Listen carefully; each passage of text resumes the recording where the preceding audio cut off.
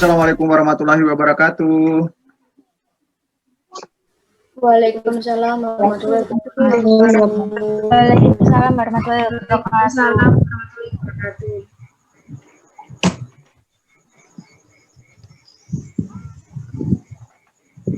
Baik, selamat malam teman-teman. Apa kabar?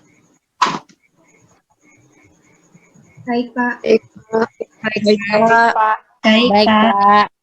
Baik, Pak. Baik, Pak.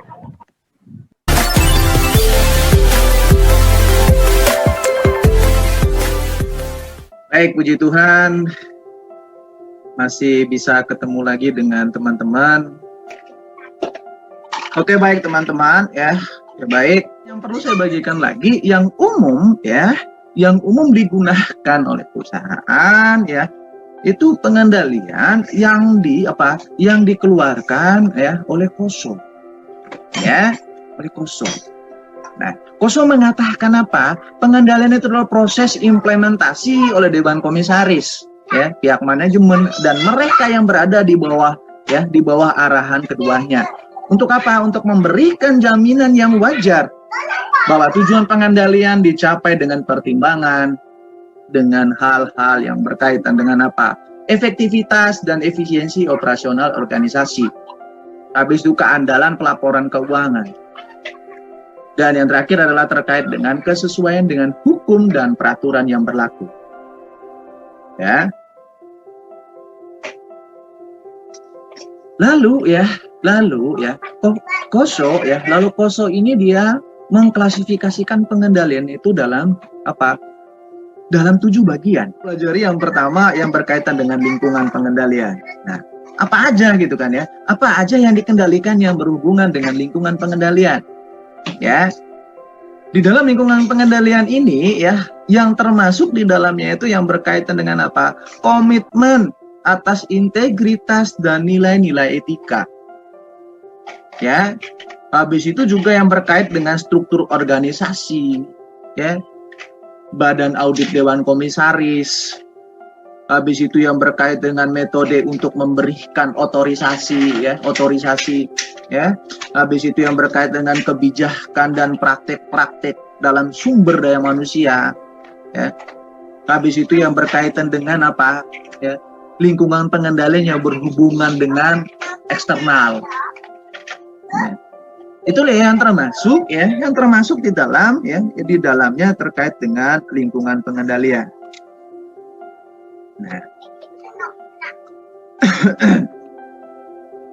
Nah, yang kedua yang berkaitan dengan tadi apa? Penetapan tujuan.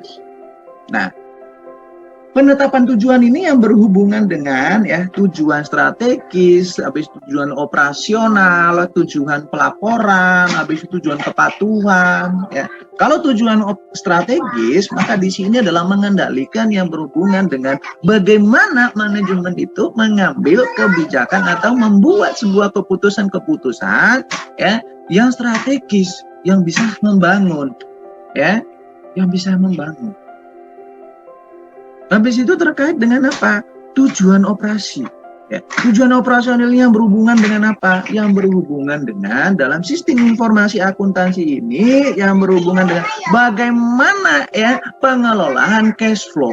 Ya, bagaimana dia bisa mengelolakan operasionalnya ya secara baik, secara efektif, ya, secara efisien.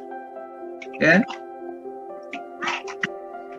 Dan yang terakhir tadi dia katakan apa ya? Terakhir dia katakan terkait dengan tujuan ya, penetapan tujuan yang terkait dengan kepatuhan. Nah, kepatuhan di sini yang berhubungan dengan apa?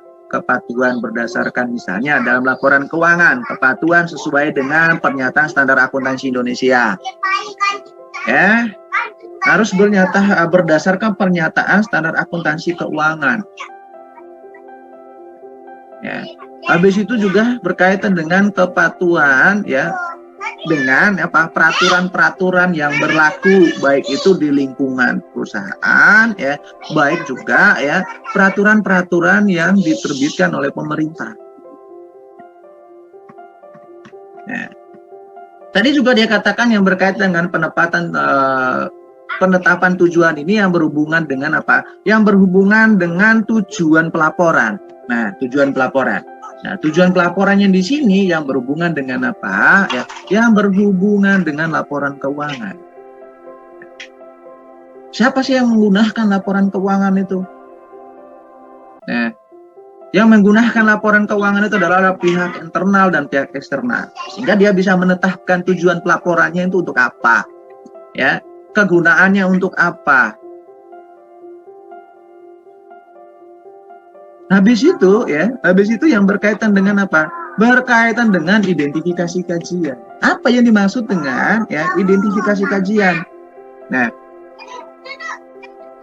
identifikasi kajian ini yang berhubungan dengan ya suatu kejadian atau insiden, ya, atau peristiwa positif, ya, yang berasal dari sumber-sumber internal, ya, dan eksternal yang mempengaruhi apa? Yang mempengaruhi implementasi, ya, yang berkaitan dengan tadi penetapan tujuan, ya, atau yang berpengaruh lebih spesifik adalah yang mempengaruhi yang berkaitan dengan tujuan strategis. Itu adalah terkait dengan identifikasi kajian. Ya, dia harus mengidentifikasi ya, hal-hal manakah yang bisa mempengaruhi secara positif dan secara negatif ya terhadap strategi-strategi yang dibentuk oleh perusahaan, yang dibentuk oleh organisasi ya untuk mencapai tujuan yang sudah ditentukan. Ya, itu yang dimaksud dengan pengendalian yang berhubungan dengan identifikasi kajian. Yang berikutnya adalah apa? Terkait dengan ya penilaian risiko dan respon risiko. Nah, dalam penilaian risiko dan respon risiko ini, Kausa juga mengatakan apa? Yang pertama adalah apa? Memperkirakan kemungkinan dan dampak. Ya, jadi dalam penilaian risiko ini dan responnya itu, dia harus bisa mengidentifikasi atau dia bisa membuat suatu perkiraan, ya. Apa dampak dari strategi yang sudah ditentukan? Apa dampak ya dari kebijakan yang akan dibuat? Nah, habis itu terkait apa? Mengidentifikasi bagaimana kita mengendalikan atas dampak tersebut. Atas risiko itu bagaimana kita mengendalikan? Dan dalam hal penilaian risiko ini juga ya dia katakan apa ya memperbaiki yang berhubungan dengan biaya dan manfaatnya. Jadi setiap biaya yang dikeluarkan itu harus memiliki manfaat ekonomis. Ya. Jadi seperti halnya definisi biaya itu adalah apa yang berkaitan dengan apa ya manfaat ekonomis, harus ada manfaat, ya. Selain itu juga yang berkait dengan penilaian risiko ini, ya, dia katakan apa? Menentukan efektivitas biaya, ya. Dan yang berikutnya adalah terkait dengan penilaian risiko dan respon risiko ini, ya, juga bagaimana mengimplementasikan pengendalian internal itu untuk menghindari segala risiko-risiko yang terjadi. Ya. Jadi dalam pengendalian internal, itu memang harus ya, yang pertama memang harus mempunyai imajinasi, mempunyai daya analisa yang bagus, ya, memiliki kekuatan dalam analisa, ya. Analisa yang pertama tadi apa? Terkait dengan dampak. Bagaimana memperbaiki efektivitas biaya yang dikeluarkan. Habis itu bagaimana memperbaiki pengimplementasian yang berhubungan dengan pengendalian yang sudah diterapkan. Nah, Yang kelima, Kausa mengatakan yang berkaitan dengan pengendalian ini adalah aktivitasnya, ya, aktivitas pengendalian. Nah, dalam hal aktivitas ini yang artinya apa? Mengendalikan segala aktivitas yang berhubungan dengan kegiatan-kegiatan perusahaan. Ya, mulai dari apa? Mulai dari otorisasi transaksi dan aktivitas yang tepat. Ya, habis itu terkait dengan apa? Aktivitas pengendalian yang terkait dengan pengembangan proyek dan pengendalian apa? Akuisisi. Ya. Habis itu yang berkaitan dengan apa? Mendesain, ya, mendesain dan menggunakan dokumen dan catatan yang tepat. Ya. Habis itu kita harus mengamankan aset, mencatat semua transaksi-transaksi. Habis itu ya, mengolah data dengan baik. Ya. Itu yang berhubungan dengan aktivitas. Ya. Jadi ini harus dikendalikan. Ya. Semua transaksi itu harus diotorisasi. Ya, apalagi yang berhubungan dengan apa? Berhubungan dengan pengeluaran kas. Ya.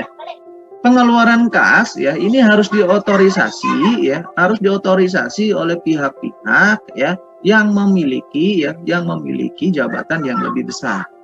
Ya. Dan ya setiap jabatan yang memiliki wewenang untuk otorisasi itu harus diberi batas transaksi, gitu kan, ya, harus diberi batas transaksi. Misalnya saya ngambil contoh seperti ini. Ya, sekelas supervisor ya, dia bisa ya mengotorisasi transaksi misalnya dengan batasan misalnya 5 juta. Ya. Jadi kalau ada transaksi atau pengeluaran kas yang sebesarnya 5 juta ya, maka ya bisa diotorisasi atau bisa disetujui oleh apa? Oleh supervisor. Karena apa? Karena dia diberi batas maksimum ya, batas maksimum itu adalah 5 juta. Nah, peningkatannya juga ada 10 juta ke atas, itu levelnya siapa? Ya, sampai dengan 100 juta, sampai dengan level apa? General manager, ya. Dan juga yang terakhir adalah sampai kepada levelnya direktur. Level direktur berapa? Ya, berapa maksimum? Ya, atau berapa minimumnya? Ya, berapa minimum ya transaksi ya yang harus diotorisasikan oleh direktur? Ya. Misalnya 200 juta ke atas ya, 200 lebih besar yang 200 juta itu harus diotorisasi atau harus disahkan, harus disetujui oleh sampai kepada direktur. Ya. Itu yang berkaitan dengan aktivitas pengendalian yang berhubungan dengan apa tadi? Ya, otorisasi transaksi, aktivitasnya itu juga apa? Ya. Jadi jangan sekali-sekali gini teman-teman, ya. Supervisor yang sudah diberikan limit atau sudah diberikan batas maksimum 5 juta ya, karena tidak ada pimpinan yang lebih tinggi dari levelnya, dia mengambil alih untuk melakukan otorisasi atau mensahkan transaksi tersebut ya. Itu tidak boleh, seurgent apapun itu kalau dari sisi pengendalian, dari sisi audit, seurgent apapun transaksi tersebut ya tidak boleh dilakukan ya oleh seorang yang memiliki batas transaksi yang lebih kecil ya dari jumlah transaksi yang dilakukan ya. Kalau misalnya pimpinan di atasnya supervisor itu tidak ada, maka ya harus ditandatangan atau disahkan oleh di atasnya lagi ya. Jangan yang memiliki batas transaksi 5 juta mensahkan atau mengotorisasi transaksi yang nilainya 10 juta. Ya. Secara sederhana orang berpikir daripada jauh-jauh, daripada lama ya, karena yang berkaitan dengan kita sudah misalnya ya sudah menerapkan yang berkaitan dengan pelayanan prima, maka bagaimana kita melayani customer ya, bagaimana kita melayani orang agar orang itu bisa tetap bekerja sama dengan kita ya, maka kita melanggar gitu kan ya.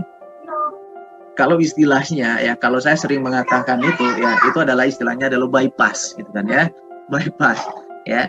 Jadi dia tidak melalui pimpinan yang lebih tinggi dari selevelnya ya, dia akan melakukan otorisasi transaksi Ya, itu tidak boleh ya. Secara audit ya, itu tidak disahkan atau tidak dibenarkan untuk melakukan otorisasi transaksi yang 10 juta dengan limit dari orang tersebut adalah hanya atau batasnya adalah 5 juta. Itu tidak diperbolehkan.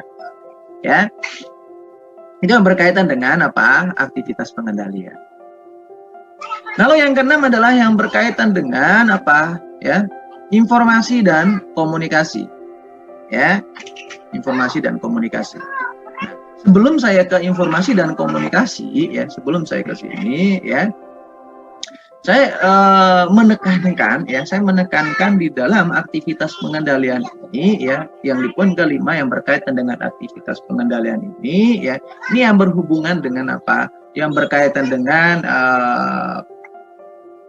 fungsi, ya, fungsi yang pertama yang berkaitan dengan fungsi menyimpan, ya, habis itu fungsi pencatatan, habis itu yang berkaitan dengan fungsi otorisasi, ya. Ini yang perlu saya tekankan, yang perlu saya garis bawahi yang berkaitan dengan aktivitas pengendalian, ya. Yang pertama apa? Terkait dengan apa? Fungsi, ya, fungsi penyimpan, ya, ada fungsi pencatatan, ada fungsi otorisasi. Jadi semua ini ya harus dikendalikan dengan baik, ya, harus sesuai dengan fungsinya masing-masing. Ya, siapa yang melakukan terkait dengan otorisasi transaksi atau dokumen-dokumen, ya. Misalnya, ya, di bagian gudang, ya, ya. Siapa yang mengotorisasi yang berkaitan dengan barang masuk atau barang keluar. Nah, habis itu siapa yang bagiannya adalah yang berkaitan dengan fungsi yang mencatat. Siapa yang melakukan pencatatan? Ya, jangan sampai merangkap yang mengotorisasi dan mencatat. Nah, itu tidak dibenarkan. Ya. Harus ada sendiri, ya, ada sendiri yang memang bagian penyimpan, ada bagian pencatatan, ada bagian bagian otorisasi, ya. Kalau bagian pencatatan itu lebih kepada apa? Lebih kepada bagian accountingnya, ya, bagian pembukuan. Ya. Jadi tidak boleh orang finance itu mengikut atau mencampur tangan atau mengikuti urusan yang berhubungan dengan pembukuan atau berhubungan dengan accounting. Ya. Jadi orang accounting juga itu tidak boleh dia melakukan otorisasi atas transaksi. Ya, jadi memiliki fungsi sendiri-sendiri, ya. Yang accounting adalah fungsinya dia mencatat, maka dia akan mencatat semua transaksi yang terjadi, ya. Dan dia tidak boleh melibatkan diri dalam hal apa? Dalam hal melakukan otorisasi atas transaksi, ya. Itu yang berhubungan dengan aktivitas pengendalian, ya. Saya lebih tekankan atau lebih tegaskan yang berkaitan dengan memiliki fungsi-fungsi, ya. Ada fungsi penyimpan, ada fungsi pencatat, ada fungsi yang otorisasi, ya. Yang berkaitan dengan, ya, pengendalian menurut Koso ini juga yang berkaitan dengan informasi dan komunikasi, ya, informasi dan komunikasi, ya. Yang informasi dan komunikasi ini, ya, di dalamnya itu mencakup yang berkaitan dengan jejak audit itu muncul ketika, ya, ketika transaksi suatu perusahaan dapat dilacak, ya, ya, sepanjang sistem itu mulai dari asalnya, ya, mulai dari asal sampai dengan, ya, tujuan akhir. Nah, yang berkaitan dengan informasi ini, seorang audit itu akan melacak, gitu kan, jejaknya, ya. Jadi transaksi itu berasal dari mana, ya, dan berakhir di mana. Nah, kalau memahami, saya yakin dan percaya kalian sudah mempelajari yang berkaitan dengan auditing, ya, di mana di auditing itu, ya, seorang audit itu dia melakukan audit itu, ya, untuk transaksi, bukan berangkatnya dari depan ke belakang, ya. Kalau secara siklus akuntansi itu harus bertahap dari depan ke belakang, ya, mulai dari transaksinya sampai dengan output, ya, yang berkaitan dengan laporan keuangan. Tapi seorang audit dia akan melacak, ya, dia akan menemukan hasilnya dulu, ya. Hasilnya seperti apa? Setelah itu dia akan melacak, ya, melacak dari mana transaksi itu berasal. Apakah selama prosesnya yang berkait dengan proses input, proses pemrosesan data, bagian penyimpanan dan fungsi-fungsinya itu sudah sesuai dengan aturan yang sudah ditentukan, atau sesuai dengan aturan yang sudah ditentukan dalam pernyataan standar akuntansi keuangan. Nah, sehingga dalam hal informasi dan komunikasi ini seorang akuntan tuh harus memahami yang berkait dengan apa? Bagaimana transaksi itu di awal, apa yang terjadi di awal, atau bagaimana awal mula terjadinya transaksi itu. Misalnya transaksi itu terjadi berawal dari adanya kontrak kerja. Maka itu akan dicari kontrak kerjanya bagaimana. Apakah transaksi itu sesuai dengan kontrak yang sudah disepakati. Habis itu dilihat lagi bagaimana proses setelah terjadinya kontrak. Apakah ada yang namanya yang berkaitan, kalau misalnya pembelian itu ada namanya PO purchase order. Apakah ada? Dan yang harus dipahami lagi oleh seorang akuntan itu yang berkaitan bagaimana data itu dapat dalam bentuk yang dapat dibaca oleh mesin. Atau data itu diubah dari dokumen sumber ke bentuk yang dapat dibaca oleh mesin. Nah, artinya apa? Bagaimana kita membuat data itu agar data itu bisa dibaca oleh mesin, atau oleh sebuah aplikasi. Jadi seorang accounting saya dulu pernah dibilangin sama seorang dosen saya dulu, katakannya gini, seorang accounting itu dikatakan dia seorang accounting jika laporan yang dia dibuat itu bisa dibaca oleh orang lain, atau jika laporan yang dia buat itu memberikan informasi yang jelas kepada orang lain. Itu baru dikatakan seorang accounting. Oke, saya lanjut Yang berikutnya adalah yang berkaitan dengan informasi dan komunikasi ini. Seorang akuntan juga itu harus memahami yang berkaitan dengan bagaimana file komputer diakses dan diperbarui. Atau dalam arti di sini adalah bagaimana kita melakukan pembaharuan data data atau master atau file-file yang memang sudah usang. Maka di sini kita bisa mengatur, misalnya 3 bulan sekali kita harus memperbaharui misalnya. Itu harus sudah terjadwal.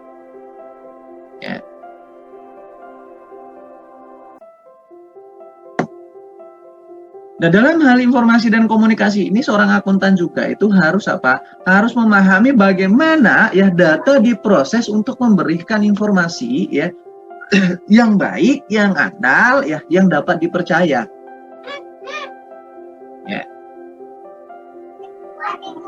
Sehingga jika poin 1 dan sampai ke poin yang keempat tadi yang sudah sebutkan, maka dia yang terakhir dia harus memahami, dia harus memahami bagaimana informasi itu dapat dikomunikasikan atau dilaporkan.